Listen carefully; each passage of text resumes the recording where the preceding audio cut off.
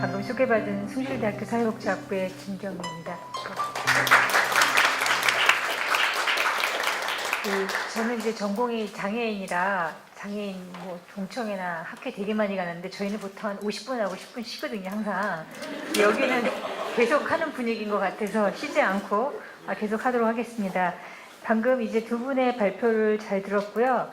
어저께인가 TV를 보니까 저출산에 그동안 100조를 썼다 그러더라고요. 그래서 어디에 썼을까 라는 생각이 드는데, 이제 오늘 발표랑 관련돼서 어린이 병원비 관련돼서 아이를 낳는 것도 중요하지만 낳은 아이들을 잘 키울 수 있도록 국가가 보장해 주는 게 더 중요한 게 아닐까라는 생각을 하면서 오늘 정책 토론회를 시작하고자 합니다. 저희 아이는 원래 건강하던 아이였어요. 근데 13년 12월 달에 그때가 10살이었거든요.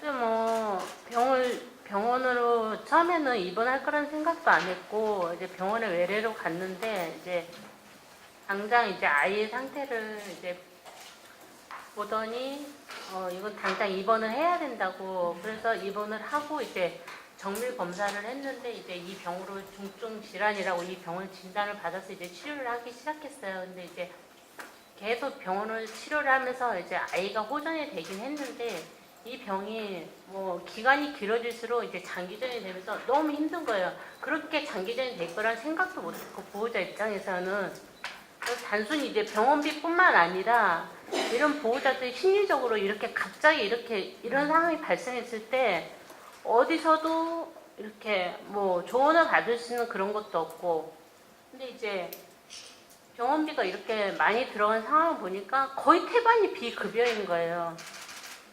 아니, 제가 따졌어요. 이게 분명히 중증 환자로 등록이 되어 있음에도 불구하고 왜 이게 비급여냐. 근데 그게 국가에서 그게 지정의 수가가 그렇게 되어 있기 때문에 병원에서는 아무런 혜택을 줄 수가 없다는 거예요. 그러면 능력이 안 되는 보호자들은 아이를 치료를 포기를 해야 되는 거냐. 그런 상황까지 저희가 병원 측에 얘기를 했는데, 그건 병원 측에서 어떻게 해줄 수 있는 상황이 아니지만은, 제가 이런 일로 인해서 구청이고 여기저기 이런 지원을 받을 수 있는 그런 형태를 알아보려고 쫓아다녔어요, 엄청. 근데 갔더니 하시는 말씀이 해줄 수 있는 게 아무것도 없다고 그 얘기를 하시더라고요. 분명히 우리 아이는 대한민국 국민이 맞는데 왜 국민으로서 받을 권리를 못 받냐고 제가 그런 얘기까지 올리면서 얘기했는데, 담당 공무원 선생님이 그러더라고요.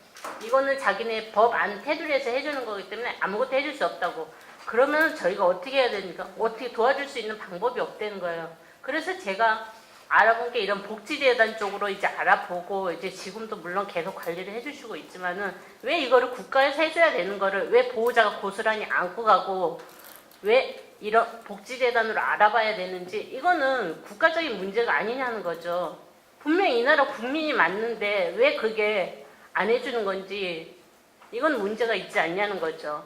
그러면 부모 입장에서는 병원비 부담이 크니까 진짜 애가 위급상황이 발생해서 한 달에도 몇 번씩 응급실을 가요, 솔직히. 근데 갈 때는 앰뷸런스를 불러서 저희가 가지만은 올 때는 또 그게 앰뷸런스 이동이 안 돼, 중증 애들이라. 그럼 결론은 사설 앰뷸런스 불러가지고 와야 되는데, 그런 부분도 너무 경제적으로 부담이라는 거죠. 그건 의료보험이 되는 것도 아니고 오로지 현찰이에요. 근데 보면은 기본이 그게 8만 원이에요. 그럼 하루에 몇 번씩, 한 달에 한 서너 번씩 해서 병원에 왔다 갔다 하면, 그런 교통비며, 그러면은 밤에 자다가도 애가 안 좋으면 가야 되고, 그러니까 보호자 입장에서는 24시간 어딜 꼼짝을 할 수가 없는 거예요.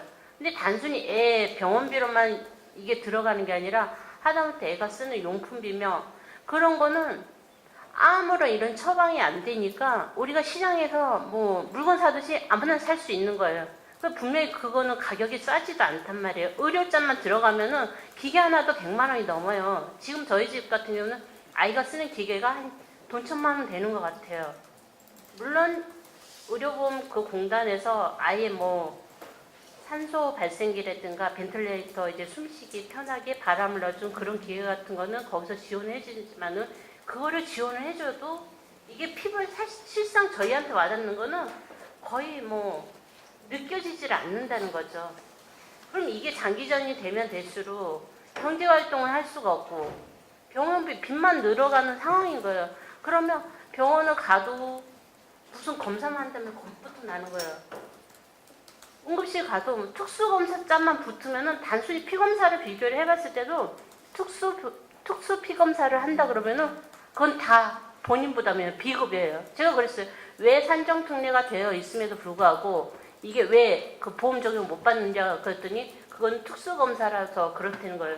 그러면 이건 산정특례 그런 적용 이 문구 자체가 문제가 있는 거 아니냐 그랬더니 수가가 그렇게 매겨져 있다는 거예요. 그럼 병원 갈 때마다 이제 병원비 걱정부터 먼저 하게 되는 거예요. 솔직히 애가 치료를 받는 게 우선이지만은 이건 문제가 있다는 거죠. 진짜 이건 아픈 아이를 두지 않은 부모가 아닌 이상은 이 마음을 진짜 모르실 거예요.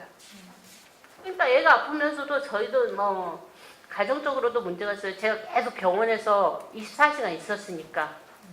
그러면 저는 애 옆에서 간병을 해야 되니까 24시간 있고 집에는 뭐 다른 형제들도 있지만은 뭐 아빠도 이제 직장 생활하고 그러지만은 이제 생활은 해야 되니까 그렇다고 다 숨길 수는 없고 그러면은 뭐 언니나 뭐 누가 형제자매 있으면 거의 방치하다시피 그 의도적인 건 아니지만은 방치가 되는 거예요. 그러면은 그거를 뭐 나중에 그거 방치된 그 상황을 나중에 원상으로 정상으로 돌릴 수 있냐고요. 못해요. 그거는 시간은 절대 되돌릴 수가 없거든요.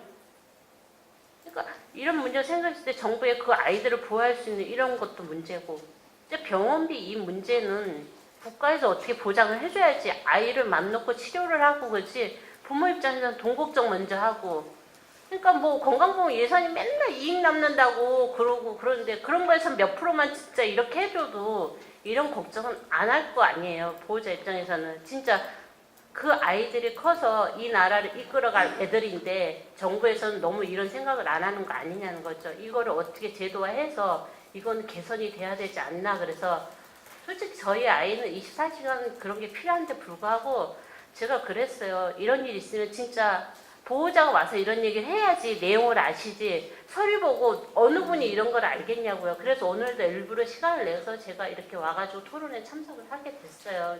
이런 문제는 진짜 하루라도 빨리 이제 앞으로 우리 아이뿐만 아니라 이렇게 우리 아이처럼 아픈 아이들이 저처럼 이렇게 고생을 안 하고 그 부모들이 우리 같은 절차를 밟지 않게끔 하는 게 좋지 않겠냐 해가지고 이런 건 제가 적극적으로 지금 참여하기 위해서 지금 오늘 참석하게 되었어요. 내용은 그렇습니다.